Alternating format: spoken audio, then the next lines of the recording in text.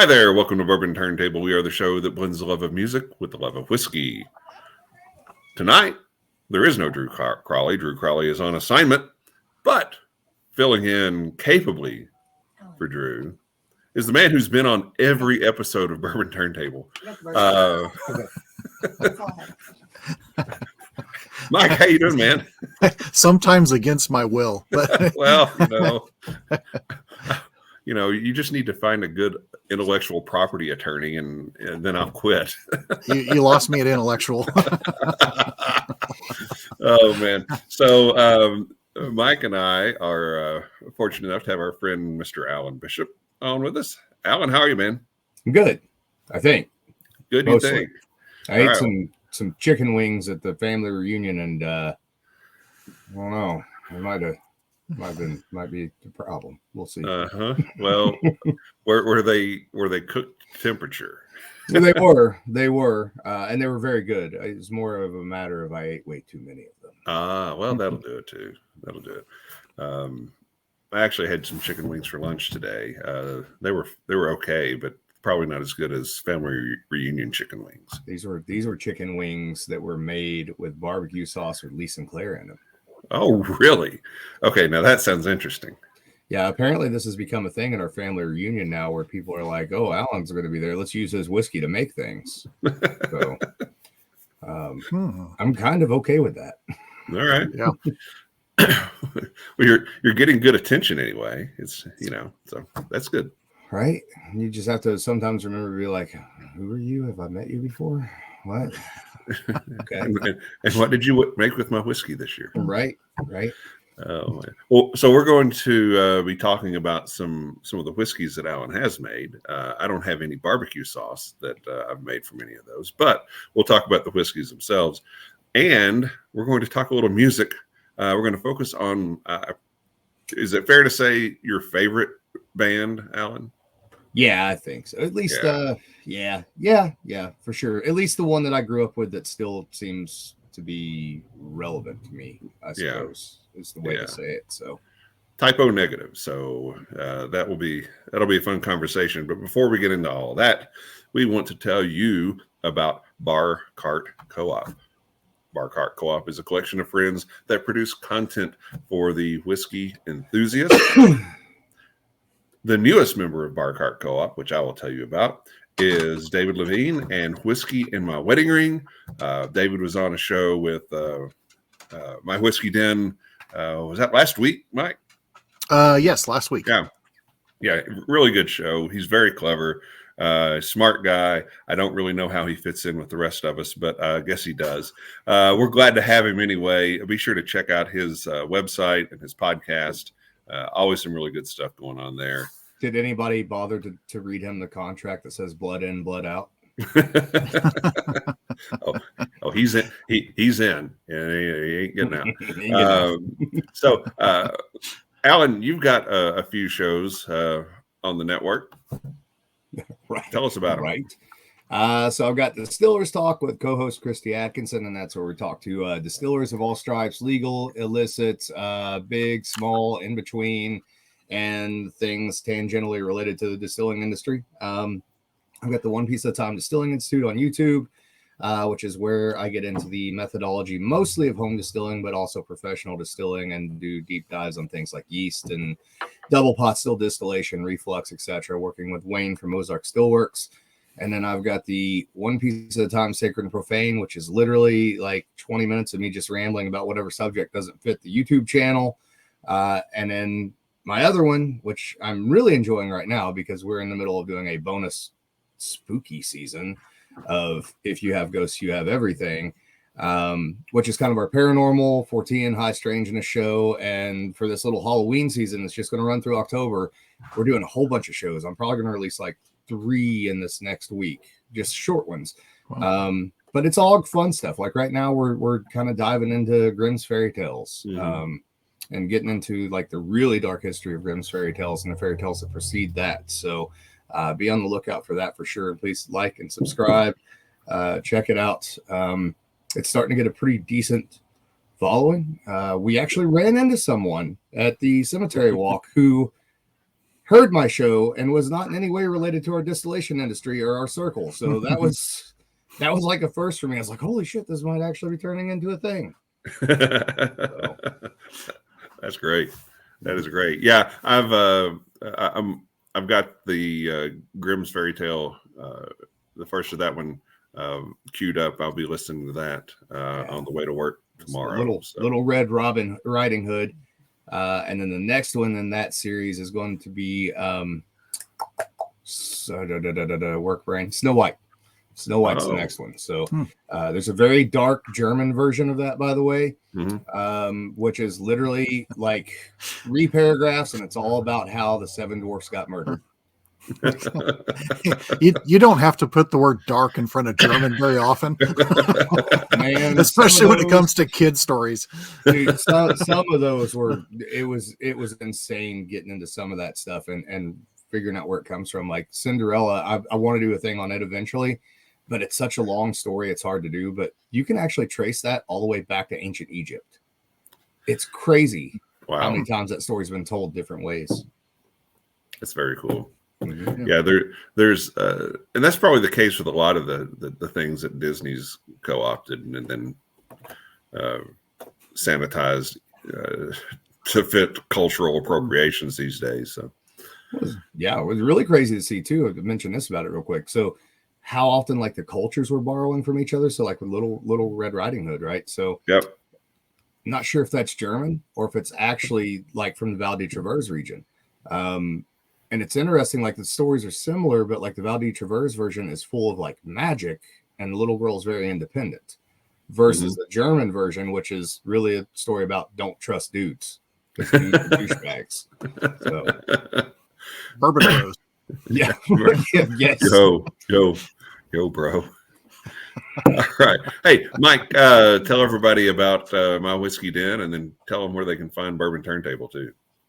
All right. So My Whiskey Den started out as just a couple of people with a conversation about American craft whiskey, and it's kind of blossomed from there. And so although we do talk about other whiskeys and certainly multiple spirits, we primarily focus on American craft whiskey and the people and the fantastic spirits that are coming out of it. So we can be found on most of the time live on a Monday night at 8 p.m. Central. We have done some specialty series. We've had Mitch, who is a friend of ours and a longtime listener, first time caller at one point. And Mitch joined in. He's a former cooper, former distiller, and he's had some really good content as far as a wood series. If you want to get really nerdy and trying samples that he has curated, specifically following along certain paths of wood and what it does. No, we love talking to American craft distillers and people in the American craft industry because they are the innovators and we enjoy their products for many reasons. So tell us about Bar Cart Co-op. I mean, tell us about Bourbon Turntable. All right. Is this it? Yeah, this is it. Go, man. All right. So it's Bourbon Turntable, which is home of the silkiest voice on the internet, Mr. Kevin Rose. So don't forget to like, comment, share, subscribe, and hit that bell notification to find out when new episodes are coming out. Spoiler alert, they come out on Wednesdays, but they can be found on Apple, Spotify, Google Music, and of course, for all your eye pleasure, YouTube. Excellent. Thanks, Mike. You're welcome. You're really good at that. It's just my pleasure. It's very consistent week to week. Wow. Oh man. All right. So we've got some good shows here with our buddies, friends, brothers, and sisters in Bar Cart. And we're doing a show coming up in November. It'll be Alan, and we're bringing David in as kind of his indoctrination a little bit further into the Bar Cart Co-op. And we're going to get Robert Licorice from Iron Root and Tom from Wallersheim Distilling. And we're going to taste through Wallersheim's yeast trial series. That's where they went in. They took the same mash bill, same cooperage, single barrels of each. And the only difference was the yeast that they used. And so we're going to try that together, talk about the difference in flavor and the difference that the yeast makes. And then, if that's not enough drinking for the evening, we're going to get into some brandies. We're going to get into a brandy from Wollersheim, a brandy from Iron Root, and a brandy from Allen. So it'll be a fun conversation. Hopefully, we all make it through to the end of the show. But it'll be really good stuff. And so be sure to mark your calendars for that. That's November 15th. Being as David's going to be on that show, I think we'll blood him in that night. I think there might be a mud fossil appearance. Could happen. Yeah. If that happens, he may have some internet trouble after that. I don't know. I'm just predicting it. Might be time for the return of the Undertaker. We haven't seen the Undertaker for a while. We have not seen the Undertaker in a while. We haven't seen Dusty Rhodes show up in a while. Dusty Rhodes could show up. Yeah. Don't give him any warning either. Just do it. No, gosh, no. if he's not paying enough attention to watch this show, then he doesn't deserve any warning. So listen, there's a new character too. I should just warn you that there is a child inappropriate Gargamel. So that could happen as well.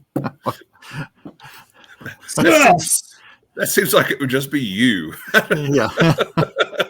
Excuse to continue to have a stupid haircut and wear a black robe. Yes, absolutely. Yeah. All right, so we want to talk about some whiskeys that you've been making, and I think that Mike's got one from French Lick, and so do I. So that are both fairly new. So Mike, go ahead and share with everybody what you're drinking, and then we'll get Alan to kind of chime in with it. So I'm having the Palindrome, which is, it's only my second time having a pour of it because there was only 20 bottles released. Yes. It was one of those that you had to know somebody who knew somebody who was related to somebody to get.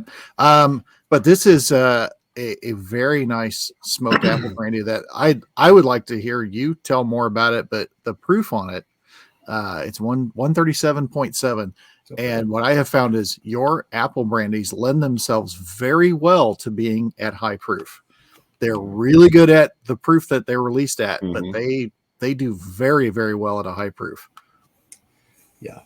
I think you're absolutely right. I think they hold up extremely well at high proof, and that one was kind of a special one to me because, apple brandy in general. You guys know this. You already know my history. You know the Indiana history of apple brandy. We've talked about that several times. But I also love smoky scotches, and I love smoked whiskey in general. So why would you not like it? How could someone not have already released a smoked fucking apple brandy? Like, it seems so obvious to me. But we were able to get a hold of some really cool Islay Scotch casks that were previously sherry cask. And I don't know how old those barrels were/are. I actually have that barrel in my yard, by the way. I don't know what the fuck I'm going to do with it. I can't fit it anywhere. It's huge. You can make a boat out of that thing. But I don't know how long they've been in use, but I know that they were in Islay for 19 years, which is pretty impressive. And then before that, however long they were in that sherry bodega, and the one of the two, actually that barrel had set so long in one spot, and I've never seen this happen before. It flattened 3 staves on one side of that barrel. They're flat. They're not completely flat, but they're flattened from where all that weight was setting on them for years. But very light smokiness to that barrel. They wouldn't tell me which particular distillery that it came from, but I knew when I got that in that I wanted to put an apple brandy in it because I made smoked apple brandy at home for years and years and years. A process that I'm not willing to give my current distillery, and I don't mean anything bad by that. That's one I'm playing close to my heart. So this was the closest thing to get what I wanted. So I took a 2.5, 4-year-old New American Oak No. 2 char, medium plus toasted oak barrels. That's what happens when I eat chicken wings, boys. Just go south. Toasted oak barrel. That's right. And blended those 3 barrels together, put it into that. We called it Palindrome because it was on Palindrome Day 2/22/22, which was also my birthday. So that is my legitimate birthday barrel. It was in there for I think it was in there for like 5 months. So pretty good little post finishing on that ordeal. Mhm. And then I love leaving them at high proof. That all started off as kind of a joke originally with our apple brandies. We had a group come in one time. They wanted to pick one of the tequila barrel, completely matured apple brandies, and they wanted it at high proof. They took half the barrel, and it was at like 140 something. I was like, we'll never, ever sell the other half of this. And that weekend in the tasting room, we sold every bit of it. And then since then, we've kind of become the hazmat apple brandy company. And I believe that if we were smart, we would make a whole lot more apple brandy and maybe have that as a secondary label. So, but yeah, I've got some hazmat apple brandy up in here somewhere. So up in here, up in here, got that hazmat apple brandy, got that good stuff. Yeah. So, Mike, palindrome, tell us what you like about it, what you get from it. Assuming you like it, that's a wild assumption on my part. I like. Oh, go ahead, please. I should throw this in real quick. So because I always forget to do this. My intent with that apple brandy was that the apple still come through, the new oak barrel still come through, but there just be a little bit of smoke there. So it was almost like drinking a Hoosier apple brandy in Old Clifty around a campfire.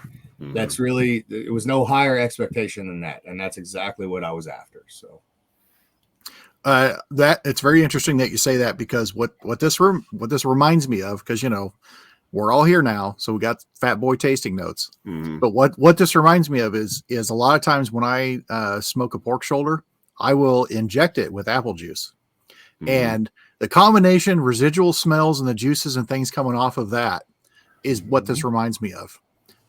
But then the proof, at least the proof part of it, is just so unbelievably warming, and the way that the proof hits is it's just like a quick stab of the proof, and then it just warmth that just comes all over you. And I that's what I love about when I talk about yours lending themselves to high proof. I mean, even the higher one that I've had, the complexity, it does the same thing. It's very sharp, but you can hold that on your tongue for quite a while, and then once you let go, you got a sharp stab, and then it's just going to warm you completely. And I absolutely love that about the whiskey. You're going to feel a little prick. Yeah. Right. As it warmly comes all over you. Yes. Yes. Thank you. Thank you, gentlemen. Yes. No, that's, I do think it's interesting that those apple brandies drank where they drank at for the proof that they're at. Like, good. And you guys know this too. I've told you two this before. Those original high proof apple brandies, like, that group that wanted that it wasn't even something that was on their list. But what I would do is you'd come in when we used to do barrel picks, and I was doing it on myself. I'd, come in, you guys point at a barrel. If it's in the right age range, we'll drill it. But then I would always, right before lunch break, right? Everybody's got a little buzz going. You got them loosen up. Maybe you sold them a barrel. Maybe you sold them 2 barrels. Like, the surest way to sell 5 or 6 barrels is to fucking hit them with high proof apple brandy right before lunch. Right. So we just go drill barrels, and it just turned into a thing. It became an expectation. So, but it's interesting you mentioned the ham thing, because the original smoked apple brandy that we did at home, part of the reason for doing that was actually for cooking. So I'd make a smoked apple brandy, always set some of it aside, and then I would put smoked apple slices in it, vanilla beans, cinnamon, and cayenne pepper. Oh, wow. And then we would let it set like in the windowsill in the sun. And Dad would use it when he was barbecuing ham, things of that nature, pork loin. We actually did that today at the family reunion with pork loin and apple brandy like that. And you use a little bit of it, and then what you do is you just fill it back up with apple brandy. Hell, we kept one of those things going for like 5 or 6 years. So, yeah. I always joke that if we were going to name that something and actually use that process, we would call it unco-optable. Followed by uncooperative, which would be equal. Yes, which is what happens after consuming it all day at a family reunion. Yeah. You're right. Yes. Okay. Well, I don't have the palindrome because it was only 30 barrels, I think, and I apparently I didn't know the same people that Mike knew. But what I have is, hang on, let me get this up here. The Dionysus, and this is a Catawba brandy, correct? That is correct.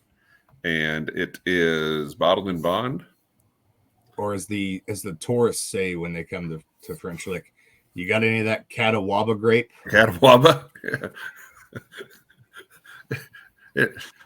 Is that anything like the Chumbawamba? Yeah. To me, the Catawba just sounds like a Sammy Hagar B-side. Yes, absolutely. That's very true. Okay, so tell us about Dionysus then, other than it's a Catawba brandy. Yes. So that one is the one thing that I had, the one non-compete that I did finally sign for Copper and Kings prevented me from releasing an aged grape brandy for a number of about a year, I guess. Mm-hmm. So, but I also didn't want to release one really young. So one thing I wanted to do is bring grape brandy back into the Black Forest of Southern Indiana, because we did make a little bit back in the day, not a whole lot. It was never a huge crop, but so we wanted to do that as a bottled and bond. Catawba grape was incredibly popular in the Swiss colony in Vevey, Indiana. Originally, they were using the Cape grape, which is closely related to Catawba. Later, they moved to Catawba, and then because of their success with the sparkling wines there from Catawba and the brandy they were making there, Cincinnati, actually, Ohio, became a huge commercial center for Catawba brandy production, which I always thought was kind of cool. So it was important to use a grape that would grow well in Indiana, that tasted good. So Catawba is incredibly phenolic for anybody who's never tasted it. It's kind of similar to Muscat grape, Muscat Alexander in particular, very kind of perfumey, very heavy, very floral.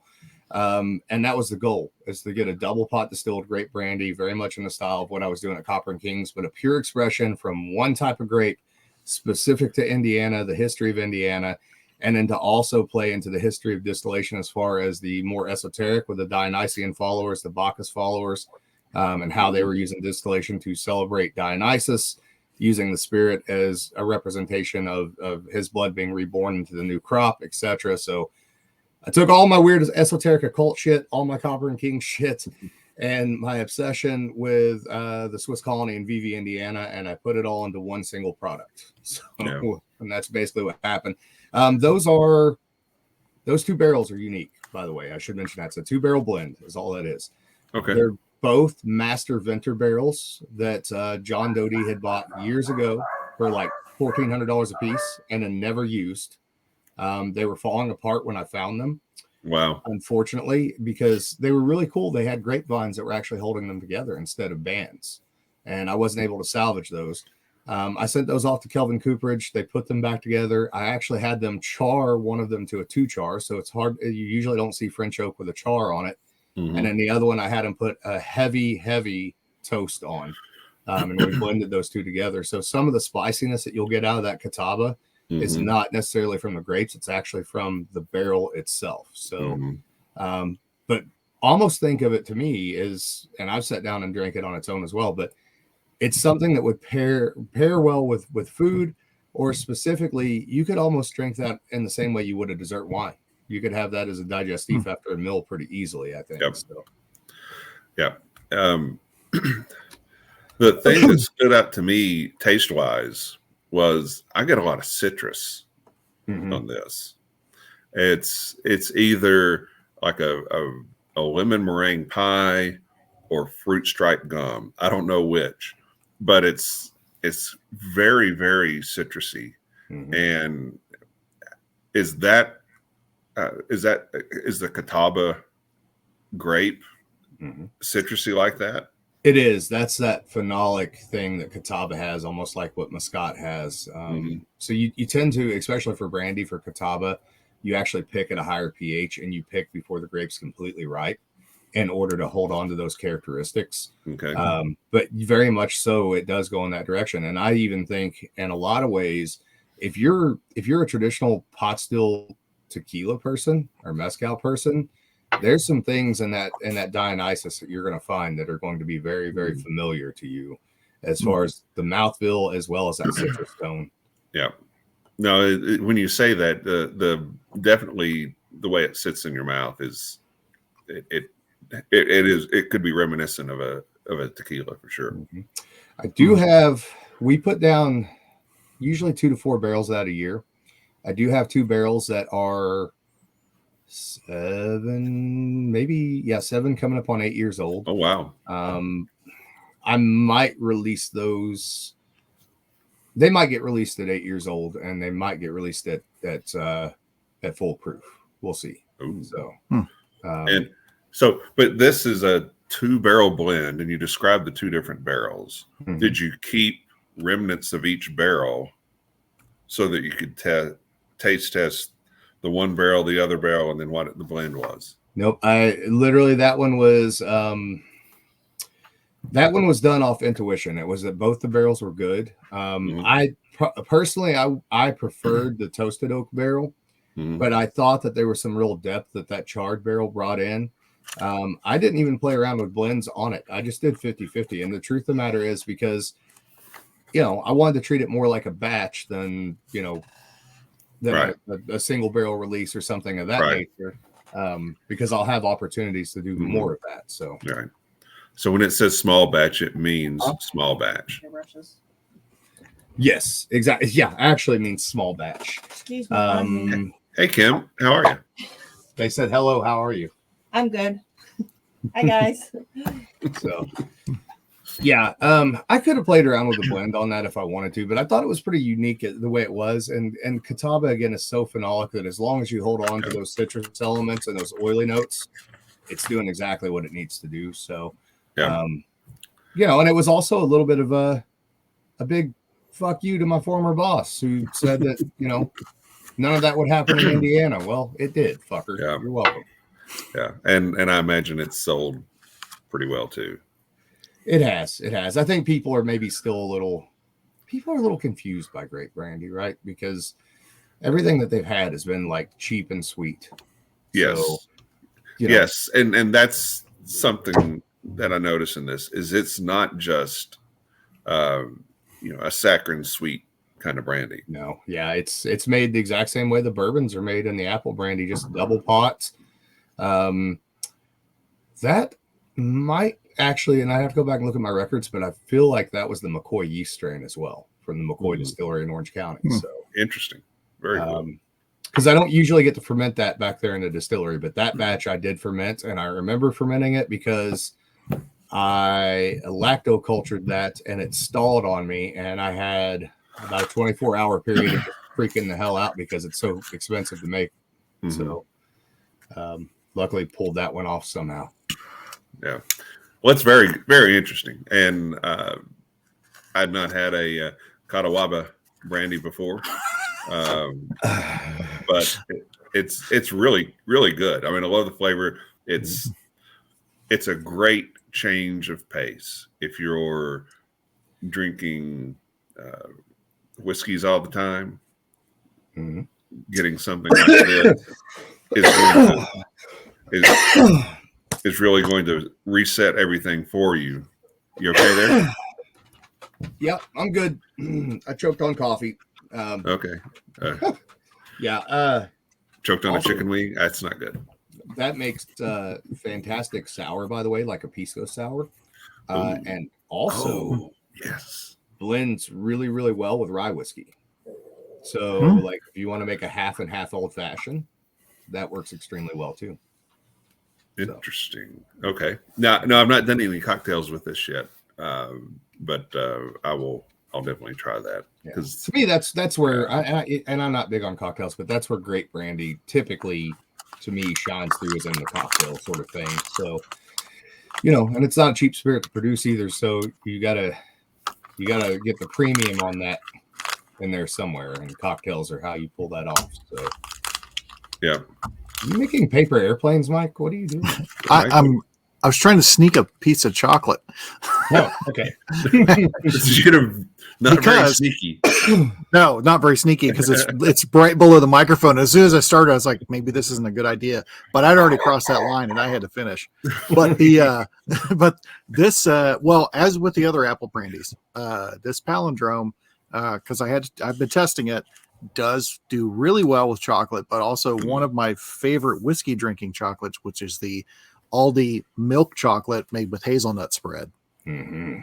It does really, really well with this palindrome. That sounds fantastic. Yeah. Now, see, I did a cocktail with the Old Clifty apple brandy, where I used that with a brown sugar pecan cayenne simple syrup. And man, that was fat guy tasting notes all over the place. Really good. Really good. Awesome. Well, that's the point of making those rich pot stilled spirits, right? You want people to taste those and have a little bit of a culinary experience as opposed to just a drinking experience. Right. So, Yeah. Let's get our bourbon on, bro. Right. Pursuit. Pursuit. Yeah. Hey, so Alan, I know you've got a lot of other stuff that's going on. Tell us about really whatever you want. Book, events, special projects. Yeah. So I've got this will be out after I do this, but this Saturday I've got the last Beck's Mill event for the year. So I haven't decided what I'm gonna make. I usually go out there and mash in something unique or special and talk about the history of distilling in southern Indiana. So I got that coming up. And then in the beginning of November, I'm actually going back to Mount Vernon to the George Washington Distillery for a week. Really looking forward to that. I have not been out there in many years, and I'm getting to go out there with a pretty special group of people. In fact, Brian Cushing is riding with me out there, and then Aiden Pemberton's going to meet up with us while we're out there, and that should be a really good time. I think Bill Hockett's going to try to get out there for a little bit if he can, and then Sean Stevens as well. So should be a good group. Should be a lot of fun. So Shriner Spirits is moving forward. That's another thing that I'll be talking about a lot more in the near future. So that's my project with Ken Shriner, who is the great grandson of A.J. Shriner, who was a very famous distiller in the 1930s, but also his brothers. Let's see, there's A.J. and F.L. One was a gin distiller. So I got a whole bunch of stuff going with that. I've got a rye whiskey made. We've got a rye whiskey blend that we're working on that includes some whiskey that I distilled myself and also some merchant whiskey that we bought. I will be up front. It is MGP, but it's not 95.5 because I fucking hate 95.5. So it is 51.49. So 51 rye, 49 malt, and then blended with a 60% rye that I distilled myself. And then we have a rye whiskey based gin that will be coming out as well. So I don't have the timelines on those, but that's stuff to look forward to in the future. What else have I got coming up? I'm working on volume 3 of the distilling books right now, currently as we speak. Probably have that out in the springtime, I hope. And other than that, it's really kind of focusing on the various podcasts and projects, and working on the farm, etc. I'm probably missing out on. There's one of the books. Yeah. So there's the Alchemist Cabinet Volume 1 and then Volume 2. So they're manuals basically. Like Volume 1 kind of is sort of semi-autobiographical, but also has a lot of recipes. And then Volume 2 is very, very involved with recipes, specifically botanical spirits and absinthe and weird things like fermenting orange juice, etc. So Volume 3 will be all of those things plus a good dose of spirituality. Yeah. So cool. Yeah. Now, some people have this is the less valuable version of the book because some people have theirs signed by the author. I don't know why, but I don't. So had a weird experience the other day, man. I think I told you guys about this. Guy was in town, and nice enough guy, but message out of nowhere is like, "Hey, can I take you and your wife to lunch? Can you sign my book?" And I'm like, all right, this is a new level of fucking weird for sure. So, and then I went to go meet the guy because nice and signed his book in town here, right? And I thought it was you fucking with me, Kevin, because this dude looked like you. He could have been your brother, but he was wearing overalls. He was in an older truck. I'm like, is Kevin fucking with me? Is that what's happening here? It's Kevin Rose pretending to be some other dude.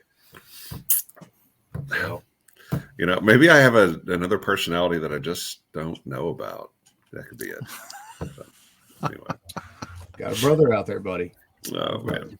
So speaking of different personalities, we were going to talk about a band that was founded and led by a guy that was a very different personality, Peter Steele. The band is Typo Negative, and if you don't know Typo Negative, it's a little different. I mean, it's not something that is going to be everybody's cup of tea. It's not something that you're would have ever heard on Casey Kasem's Countdown or anything like that.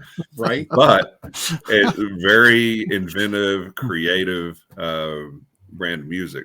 So, Alan, I know this is a band that is near and dear to your heart. So, kind of give everybody the summary of Typo Negative and why they mean as much to you as they do.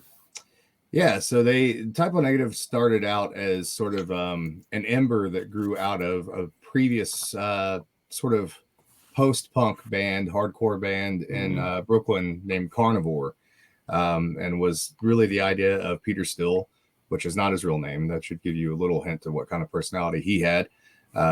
This sort of 6'7" iconoclast of a human being that looks like he should have been a pro wrestler or a character in an Anne Rice book. And it started off very much so as a continuation of what Carnivore was doing. And Carnivore had created this sort of cult following in the underground scene, basically around CBGBs, etc. But when they first came out, and I'll be the first to admit, I'm not a big fan of their first album. I know there's people out there that love it. I think it's interesting, but they figured out pretty quickly that 4 ugly dudes, or at least three ugly dudes and 1 attractive dude, were not pulling enough chicks. So you have to start writing some ballads, right? And so lean into the goth thing a little bit. Peter was raised Catholic, and so I think he could very easily kind of lean into some of that stuff. And he had a very particular way of presenting himself. There they are. You can see there. A little later picture there in their career for sure. But he very much so started to lean into writing more ballad-like material and more melodic type material. They really kind of started to hit it big in the mid 90s after the Mortal Kombat soundtrack of all things came out, and they had a song on there called Blood and Fire. And they got very close to extreme fame, but never could just quite make it over that hump. And I'm not sure they wanted to. Very much so, it seems that Peter was the one that really was kind of pulling the throttle back on the band in a lot of ways, because he hated touring and he hated his live voice with a passion. So, and he hated leaving Brooklyn. Didn't want to go anywhere. Hated doing that sort of stuff. But they did get an opening gig for Pantera at one point in time in 94, 95, followed by Ozzy Osbourne. They were also on Ozfest. I was lucky enough to get to see him 3 times, I believe. So it was always a good time, because here's the beautiful thing. Although there was a lot of goth imagery in them, and there was there was an equal amount of Sabbath and the Beatles, right? To the extent that people would call them the Drab Four, right? Which is kind of fun. But the goth thing was very surface. It was all kind of a joke. If you went to a Typo Negative show and you were dressed as a goth, the joke was on you, right? That was not something that was going to get their attention in any positive way, shape, or form, whatsoever. So it was a band that always sort of had that tongue-in-cheek sort of way of even looking at their fans and the people that admired them. And Peter was always working sort of his humor, his dark sort of Loki-like humor into everything he did, whether it was songs or the way he would talk about people or the way he'd talk about life. And some of that is art imitating life. When you hear him talk about things like, suicide is self-awareness sort of thing, right? It's very much tongue-in-cheek. There's a little bit of truth in all those things that he was saying, for sure. But I think the thing that stuck out to me most of all about that band and why they've stuck with me so long, I got into them when I was in middle school, probably about the time that Mortal Kombat soundtrack came out. That was probably the first thing of theirs I ever heard. And they just stuck with me. And finding their albums around here was hard. You had to go to the record store and special order it, because nobody in Washington County, Indiana is carrying Typo Negative albums. You're certainly not going to buy it at Pomida was our store at that time. So I don't know if anybody remembers that one, but yeah, you had to go out of your way to find their albums. And to be honest with you, the first album of theirs I got was not Bloody Kisses, which was the one with Black Number One and Blood and Fire and all that stuff on it. It was actually October Rust, the follow-up. And I remember the first time I listened to it, I was like, I didn't like it. It wasn't my thing. And I put it down, and it sat there for probably a good year in my record collection before I picked it up again and put it in and fell in love with it.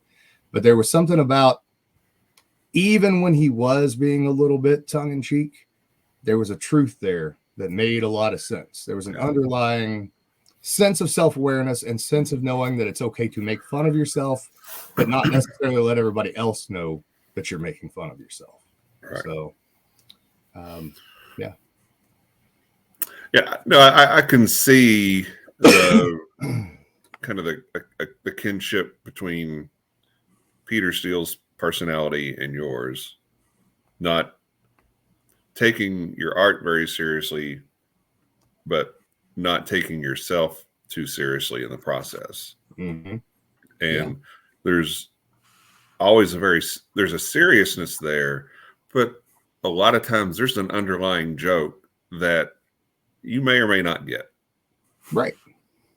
Well, and he played into it in every aspect of his life in a lot of ways, for better or worse. It's kind of a tragic character in a lot of ways, when you, especially later in his life. But if you go and you look at all the old promo photos, you put up the one that was kind of a newer one, once Peter had put on some weight, etc., and was really in the midst of his drug issue. But if you go back to those really, really early photo shoots, he's got bright green eyes and dark black hair, neither of which he actually had. He made sure that was all photo edited. He had blue eyes and brown hair. He kept his hair dyed, but it was all about keeping up that appearance, especially once the Anne Rice stuff started to hit, right? And there was that sort of romanticism with the vampire sort of thing, and figured out that they could draw some money from that. But they were a victim of their own success in a lot of ways. If you go back and I think this is part of what also set on Peter's soul in some way, because you put yourself out there in your art, and then when it doesn't work the way that other people tell you that it should, it can be a little soul crushing. So I think they finally went gold on Bloody Kisses, and the record label, which was Roadrunner, had told them that they expected 7 million copies of October Rust to sell, which was never going to happen for that band ever in any way, shape, or form. Right. So they even saw that as a critical failure, and a failure to themselves, despite the amount of money and time and effort they put into it. Also, all those albums self-produced. The keyboard player is the one that produced all those, recorded all of them, did the whole thing. Mm-hmm. Ironically, he has, after Peter died, now he has nothing to do with music either. He's actually an EMT full time in Brooklyn, New York. So it doesn't seem to have any reverence for the band or the history, because he doesn't. They said in a recent interview, they were talking about the master tapes being sort of like in a corner of his house with a leaky roof, and trying to convince him that there's some value to those things. So yeah. Now, the guitarist Kenny Hickey, he went on to be in Danzig. Is that do I remember that right? Yep. He played in Danzig for a while. Actually, he and the drummer both, Johnny Kelly, were in Danzig for a while, and they've had a number of bands themselves. One of the other reasons I love Typo Negative is not just Peter's bass voice and his actual tone and his songwriting, and I love all of that, but Kenny Hickey's guitar playing. He's one of those guitar players, when you hear him, it's unmistakable. There's a sound that he has that nobody else has, and it sets the mood for it. And a lot of his vocals as well. His vocals are amazing. You talked about the Beatles influence there, and when you sometimes, if you first listen to Typo Negative, that's going to get lost on you. Mm-hmm. The Black Sabbath influence, I think, is pretty obvious and kind of fits with the style of the music. But once you listen to some things a few times, the Beatles stuff it's there, and it's just funny to see how it percolates to the surface. A lot of ways, it's like drinking a whiskey. You drink it the first couple of times, oh yeah, this is what this is. But then after you kind of let it set and you take it a little slower, you'll pick up on some nuances there. And I think that's definitely true with this. Especially in the melodies and the harmonies. There's a lot of it there, particularly on some of the later albums. You run into it a little bit more, World Coming Down, which is actually my favorite of their albums. It's a very dark album, but it's a great album. There's actually a Beatles melody on there. You run into it on Dead Again a little bit. But the last three albums in particular, you get quite a bit of that. But, as an example of that too, is even though they were great at what they did. So all those harmonies were actually, even the ones that sound like female harmonies, that's actually Peter and Kenny singing together. And they would credit themselves on their albums as the Ben Hoist Lesbian Choir, which is just phenomenal. Ben Hoist, of course, being Ben Hurst, but with a Brooklyn accent. So Yeah. Good times all the way around. So. Yeah. Mike, any thoughts on Typo Negative? Yeah, so it was kind of one of the bands I was aware of. I'll say on the periphery, but it's like you heard it, but it wasn't. It didn't hit me at the right time, and it wasn't being played on any station when I was growing up, and Right. certainly wasn't being played.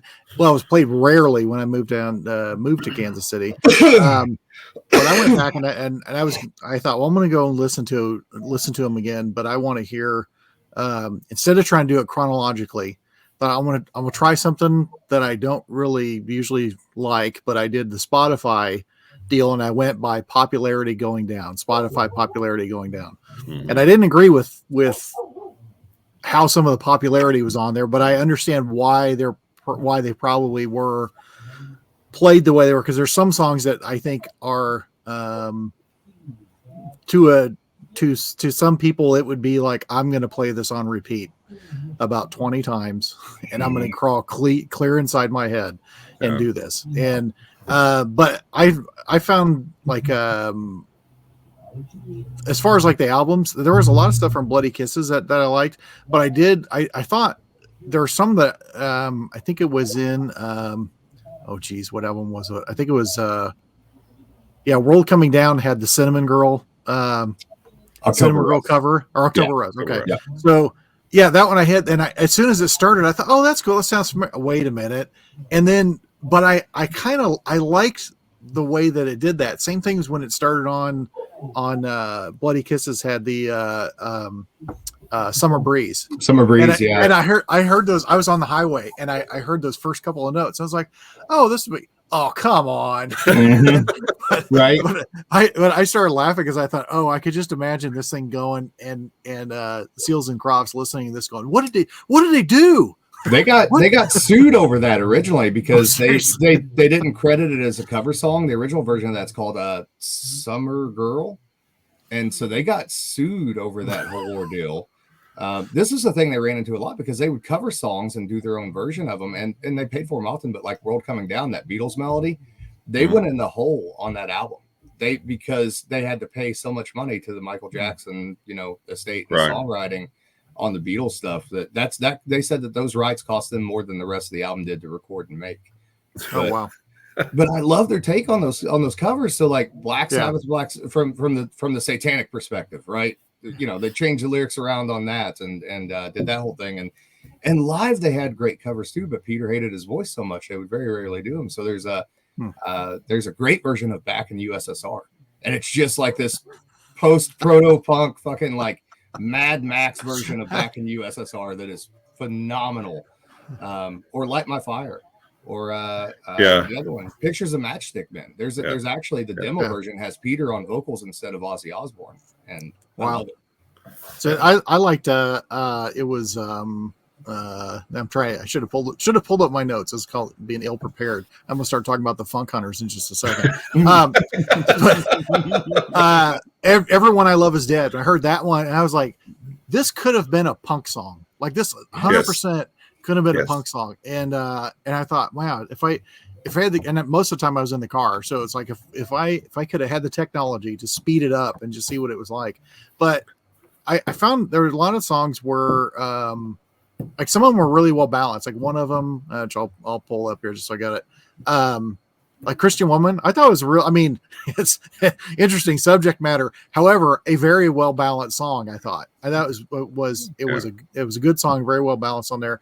But then, Love You to Death reminded me because I was like, this reminds me of something. And it was just some of the rhythms and stuff on there. It kind of reminded me of Comfortably Numb, but just in a just a dark. Not that Comfortably Numb isn't have its own darkness to it, but this is a different level of darkness on a lot of their songs. And again, there's some of them that were pretty happy. Like if you don't kill me, I'm gonna have to kill you. I Yeah. love I that thought song. that's just That's a one of my smart favorites. song. That Yeah. song, it's just very, very smart. And the time that was written too, he had been in Rikers, apparently something to do with a girl and cheating on him, etc., and got into a fight with this guy and beat the hell out of him. And he was having to basically cold turkey, not approving of this, but cold Yeah. turkey cocaine in that time period, and that's Right. literally what he was writing that about. So, Wow. but yeah, and I love the wordplay stuff too. My girlfriend's girlfriend. We all know Yes. my best friend's girl, right? The same Yeah. sort of idea, but my girlfriend's girlfriend. I think that, and there's everyone nowadays is offended by everything. So there is a movement to cancel typo negative, and those people clearly don't get the joke. Yeah. But you take a song that is clearly written as a little bit of a joke, like I Like Goyles, right? Yes. So, but the other part of that was that Peter had posed for Playgirl magazine, not realizing that the vast majority of people that were subscribing to that magazine were gay men. And so then he'd go somewhere and they'd be doing a signing and gay men would bring it up to him. And which is, that's fine. But the other part of that is, there's the old sticky pages joke, right? Which I'm sure has happened to plenty of girls that have posed in Playboy. Still offensive, right? So how do you fix that problem? Well, I should maybe write a song expressing that I'm into chicks, not dudes. I'm not offended by the fact that you're into me, but it's not my thing. So, but I love all that. I think World Coming Down, in my opinion, that is one of the most underrated albums of all time. Like no one could listen to that album and not tell me, especially, Everyone I Love Is Dead, that they couldn't identify with that to some degree. That feeling of like, going to Thanksgiving dinner and the people that should be there aren't there. There's something, it's tragic, but there's also a beauty in that. That's the beauty of life, right? That reflection, that memento mori sort of thing that you're looking at and that you're understanding, that you're experiencing as a real person. Where I think Peter really struggled, and this was what made him a great artist, in my opinion, is that he let that drag him into an early grave. And he had gotten himself right and gotten clean by the end of things, and actually died of sepsis, of all things, is what he died of. It wasn't drugs, etc.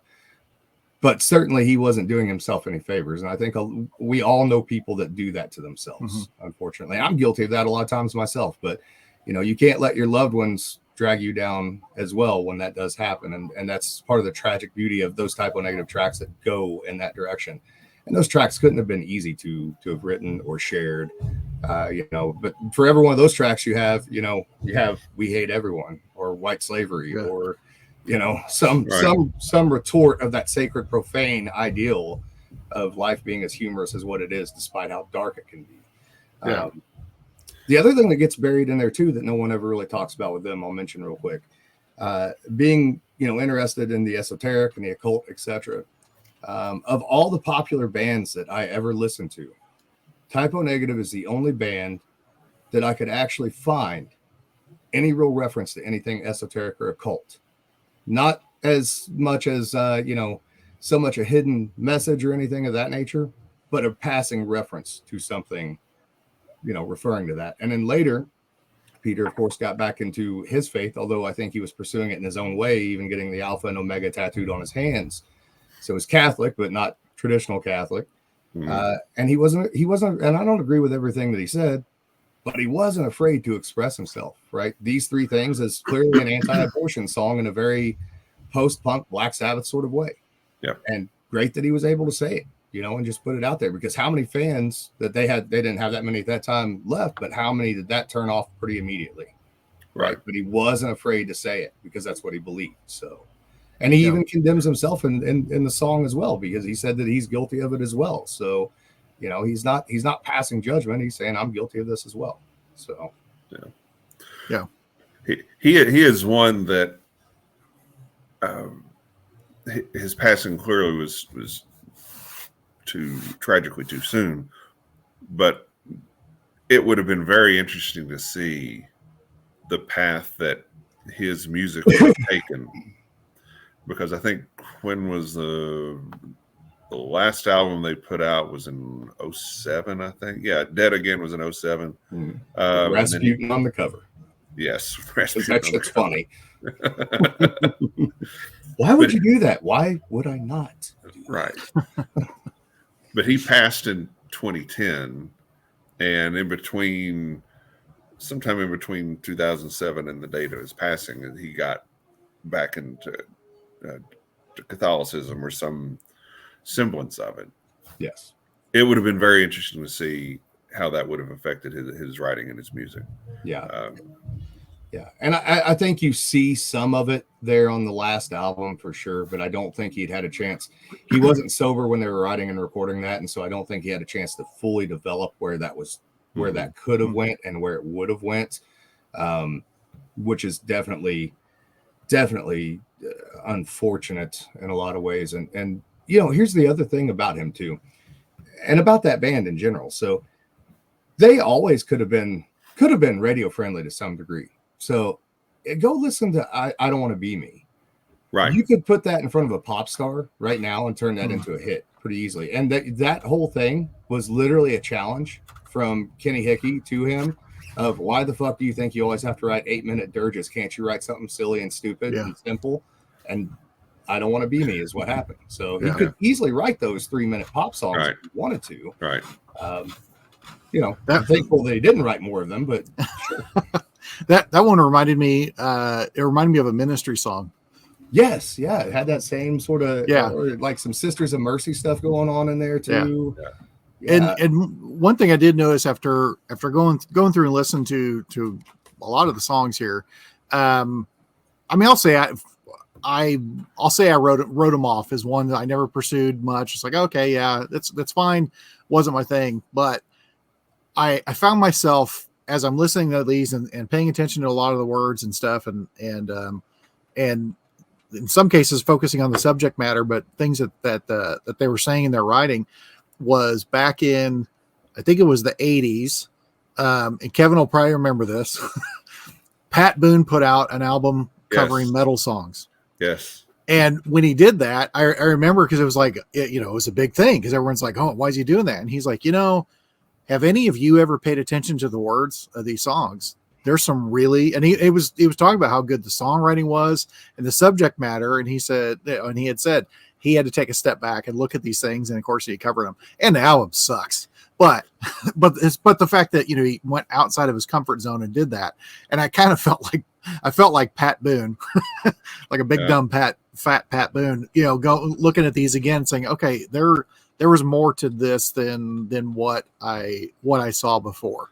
I enjoyed going back and listening to these. Yeah, even the offensive stuff, quote unquote offensive to whoever's offended, because I think typo negative could offend anyone, truthfully, if you wanted to come at it from that perspective, right? Yeah. And I mean anyone. Yes. Right? I mean, certainly he could have offended me if I would allow it, but I don't, because I think it's funny. But even the offensive stuff is clever.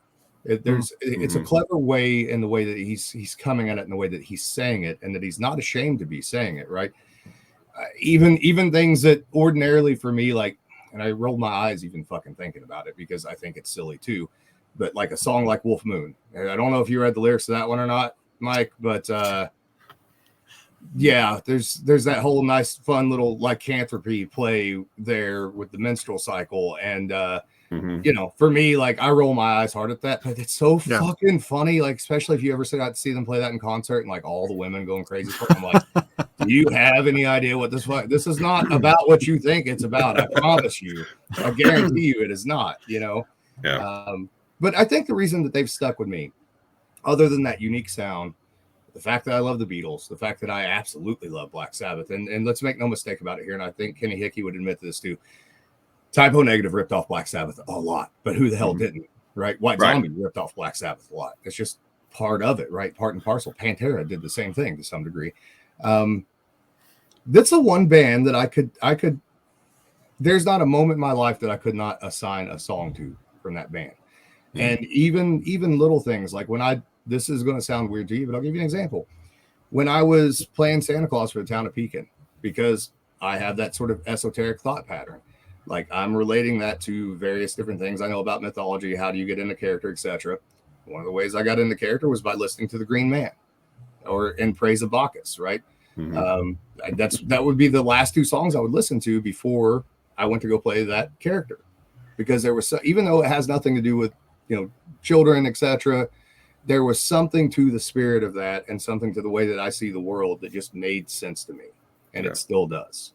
You know, the Friday after Thanksgiving, I guarantee you, I will be listening to Everyone I Love Is Dead, not out of some morose sense, but out of some sense of that's my way of paying tribute to those Right. people. So No, but you're in that point. A lot of the things that, if you look at the song title, it's a head fake for what the song is really about. mm-hmm.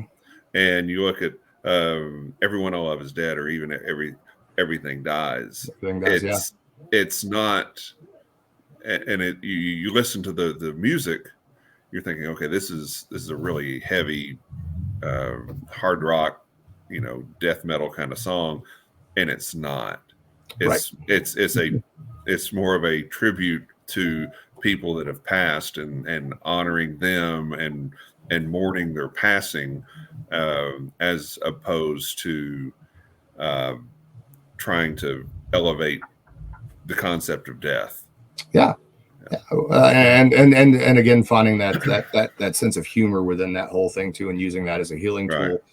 You think another great song that I absolutely love is "Halloween in Heaven," right? That's such a great fucking song, and name drops so many great musicians, who had passed away, and what the band will look like in heaven, and Morrison's not here because he's not dead, right?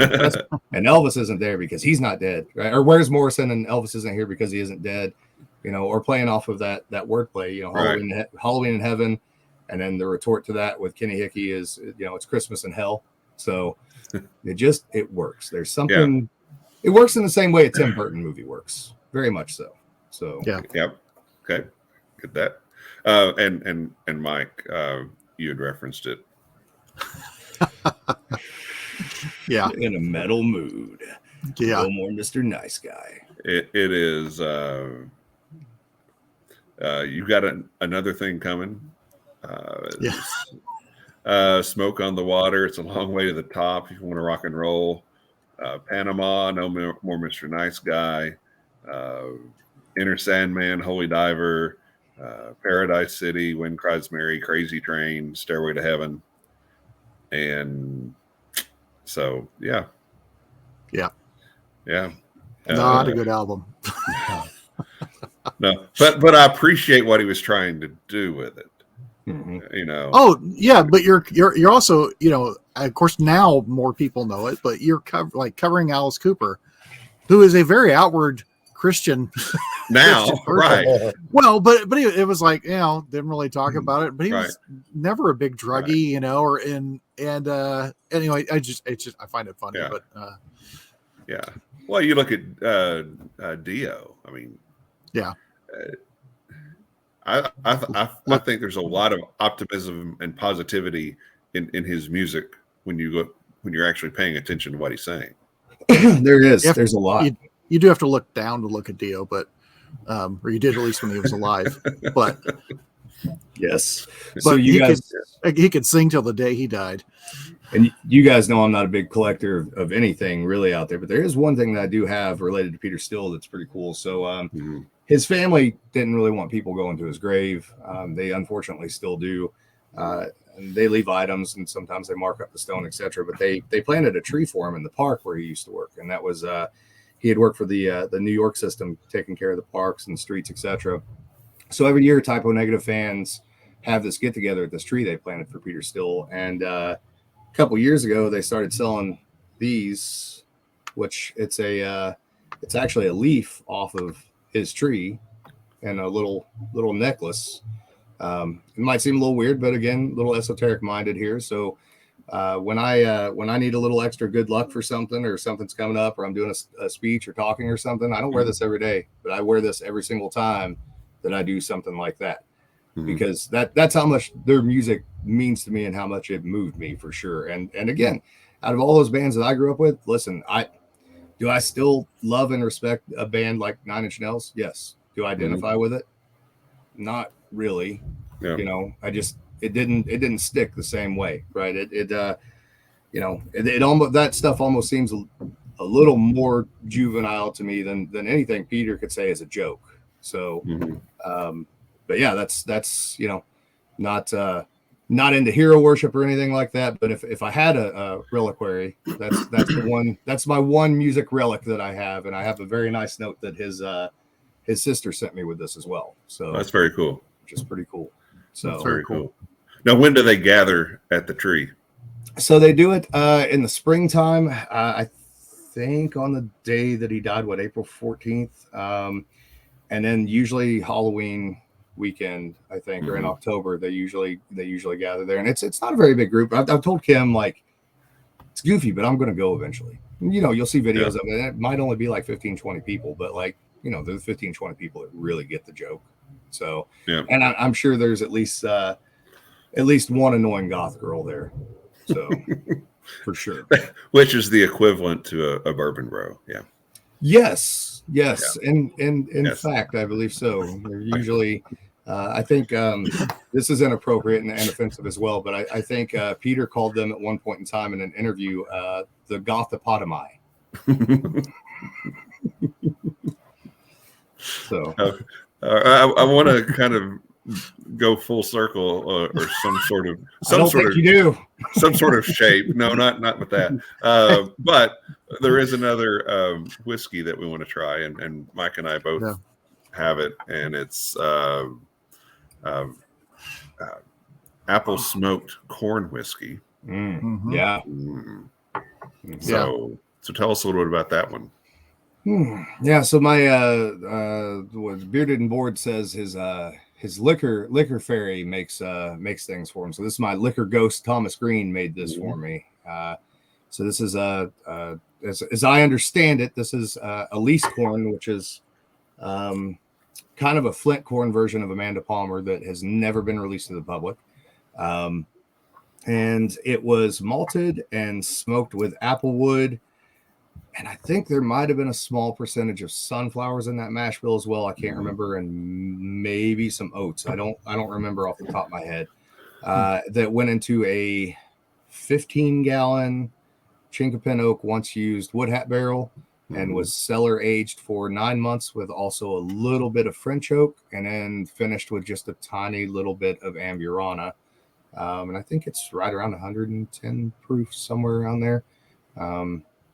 It's a very young whiskey, but it works well for what it is, I think. Yes. So, Yes. I thought I had some notes on that. But, this is my grandma's apple crisp. Yeah, it absolutely is, and I've not noticed it before when I've enjoyed this, but I get floral on it now. I didn't. Yeah. I just didn't. It either wasn't showing up before. I just wasn't noticing it, or again, like we talked about before, you go through something time and time again, and then you just kind of take it at a different moment, different headspace, and it comes across differently. There's a lot of floral in this. That project taught me a thing, and I've never. It's obviously it's a non-commercial project. That taught me a thing that I would have to experiment with more to prove it. But you guys know I'm not into the rapid maturation thing. But I think that you can do some things quickly that are interesting. But what that project taught me is that you can go for shorter periods of time on wood as long as you're using multiple different types, I think. And the trick to that also was when you dump that barrel and you proof it and you do all the things that you do to it, let it set out in the open with nothing covering it for a week and let it off gas. I think that was the trick to that whole process. Now I've not done it enough times for repeatability to be able to say that that's absolutely the case, but I think that there might be something to that. Or so I hear from Thomas Green. There could be. Yes. So yeah. No, it's delicious. It really is. Had it been something commercially available, it probably would have been my whiskey of the year last year. Non-co-optable. Yes, non-co-optable. I just added it, did a little tiny bit 50-50 with the palindrome. That's funny because I was drinking that last night because I had gotten some bottles of it, and I actually proofed one down, roughly figured out what the volume would be to proof it, but it proofed it down to 100 with apple juice. And it was fucking phenomenal. Mhm. So, yeah. Here's what Reverend Green told me about this originally.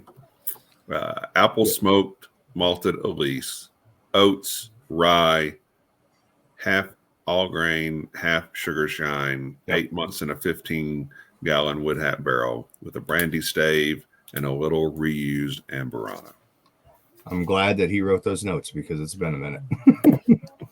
For sure. Yeah. The brandy stave makes sense. That might have been a that was probably an apple brandy French oak stave, if I had to guess, more than likely. Yeah. He was wise to tell me about that. Yes. So, I probably got it written in a book somewhere, but I have to dig it out of this trash pile over here in the corner. So it is really, really good, and it's interesting to get a chance to experience some of the creativity that goes on. What'd you call it? Non-co-optable efforts. Yes. Well, and hopefully there will be platforms in the future that allow for such experimentations within reason. There's some things that you can never make commercially. I did a cinnamon whiskey one time. I don't know if I've ever told you this. I used a rye whiskey base and actually, used the various botanicals to get the cinnamon whiskey flavor. And by the time we added up the expense of it, it was more expensive to produce than apple brandy. So, there's just some things that you can't, truly non-co-optable things that you have to get from people who know people. So, Okay. All right. Well, we'll kind of start wrapping things up for this show with that. I appreciate the comments and the conversation around Typo Negative. This year, Life is Killing Me turned 20. That's, I think, my favorite album of theirs. And Bloody Kisses turned 30. So we talk sometimes about, okay, you couldn't make Blazing Saddles today. Yes, right. Same thing. I don't know that Typo Negative could be a thing today. I mean, it didn't get that mass appeal that back in its time, but I think today it would be there's so much of it that just get canceled. Or it could give them a year or two, and they could, very similar to Hunter S. Thompson, be part of the zeitgeist that pushes back on that to some degree too. They might be the fact that anybody younger than I am even knows who they are, whether they're offended by them or not, I think is more than they ever expected as a band. And pushing them out there. I would have to presume that in order for you to be offended by I Like Goyles, you've listened to the song and read the lyrics at the very least. So it's all about those plays on Spotify, right? And one more thing here I want to mention. So this is how I know that whatever version of God anyone chooses to believe in has a sense of humor. So not only did, of course, October Rust fail commercially, but they were on the same label as Nickelback. And where do you think all the money that was going to go into Typo Negative to push them out there went? It went to fucking Nickelback. That's where it went. So, there's a little tongue-in-cheek humor there, I think. So, but unfortunate. Well, yeah, it is. But if you're not familiar with them, and try them, check them out. I mean, it's something that I've got to be kind of in a mood for. It's not an everyday drinker, so to speak. But the Lefroy of music. I was just going to ask, what whiskey is it? Yeah, that could be it. Mistakes were made whiskey. That's what it was. Lefroy or Old Granddad. Oh well. Equally appreciated and hated. Yeah. Okay. So, All right. Well, we'll wrap this one up, and yeah, be sure to check out Typo Negative, and you might be able to find a bottle of Dionysus. Palindrome. I think there were 20, and that may be just rounding up. 12. 12 bottles. 12 bottles. Wow, Mike, how did you manage that? Who did you pay off? I got a great looking mule. Yeah, did you? I mean, were there like sexual favors involved or something here? I mean, this is crazy. I can't discuss that on the show live. All right. Oh man. Well played. Well, Alan, tell everybody where they can find you on social media, or if you want them to just contact you and meet you at a gas station. Right. TheAlchemistCabinet.com is the easiest way to find me. And then I obviously have Facebook and Instagram and all that stuff. I don't have any of it memorized. Or the One Piece at a Time YouTube channel. Or if you have Ghost, you have everything on wherever you get your podcast. I used to say Spotify, but I found out that apparently most of our listeners come from either Google Podcast or Apple Podcast, which I thought was a little odd. So, but yeah, interesting. Mike, how about you, Ben? Monday nights, 8:00 Central, My Whiskey Den, the original My Whiskey Den, not the pale imitation. The only My Whiskey Den. Just don't accept invitations, right? Yeah, don't accept invitations. Invitations or imitations, either one. Yes. Bourbon Turntable, we're on YouTube. You can watch our shows there. You can listen to our shows on Apple or Spotify or Google. We have a Facebook page where we post all of our shows. We have a Facebook group where we will post things that we're drinking, things that we're listening to, concerts that we're at, whatever the case may be. So check that out as well if you do not mind. So on behalf of Drew, who's on assignment, Mike, who is filling in capably, and our wonderful guest, Mr. Colonel Alan Bishop. Colonel Alan Bishop. Cheers, love, and free bird. Cheers, guys. Cheers. Night.